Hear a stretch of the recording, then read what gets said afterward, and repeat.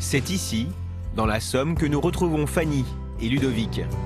Ensemble, ils ont décidé de suivre une thérapie de couple. Chaque jour, ils réapprennent à se parler et tentent de se dire tout ce qu'ils ont sur le cœur. Un moyen d'avancer et de laisser derrière eux cet épisode douloureux de leur histoire. Avant que j'aie cette liaison, aurais-tu pu imaginer que ça nous arrive? Non, pas du tout, parce qu'en fait, tout de suite, t'as été un homme qui m'a inspiré confiance. Jamais j'aurais pu imaginer un truc pareil. Pour moi, t'étais pas toi-même, quoi. Donc, C'est-à-dire que j'étais complètement perdu. J'étais perdu, j'étais paumé, je savais pas ce que je faisais. J'avais plus de repères, j'avais plus rien. Je te trouvais quand même dans un état un peu dépressif. Tu savais pas trop comment t'allais te sortir de cette affaire. Et surtout que ça m'était jamais arrivé. En 12 ans de temps, j'ai jamais eu. Non, puis t'avais l'impression de faire mal à tout le monde aussi. Donc je faisais mal à tout le monde, j'en ai conscience. Je te blessais, je blessais les enfants, mais j'étais pas bien non plus. C'est surtout que je l'ai pas vu venir, quoi, du tout. Puisque les mois d'avant, on n'a pas eu d'énormes disputes plus que d'habitude, quoi. C'était un quotidien, ce qu'il y a de plus standard. Et je l'ai pas vu venir, et c'est vrai que du jour au lendemain, je me suis sentie veuve, parce que en fait, t'étais plus là du tout, quoi. J'étais l'ombre de moi-même, enfin, tu as dû t'en apercevoir. C'était assez difficile quand même. Fallait que je rassure les enfants, fallait en même temps que je continue de faire mon rôle de maman et puis montrer face aux enfants que j'avais pas trop d'inquiétude, puis que papa allait rentrer, papa allait revenir, parce que je leur faisais garder espoir. Eux, ils se disaient que c'était qu'un passage.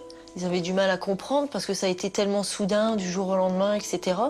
Je me suis dit que j'ai fait souffrir tout le monde, toi la première, les enfants, et c'était à mon tour de souffrir. C'est des moments comme ça où on n'a qu'une envie, c'est que tout s'arrête. Donc on pense au pire, et puis s'il n'y a pas d'enfants, s'il n'y a personne derrière, on a peur de passer à l'acte.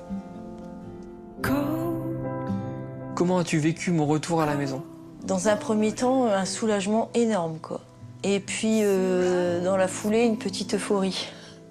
Parce que, j'aime pas dire ça, mais quelque part, tu revenais à nous, je te récupérais, en gros, c'est ça.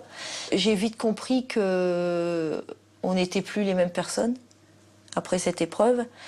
Et très vite, je me suis rendu compte qu'il allait falloir beaucoup de temps, en fait, pour se retrouver.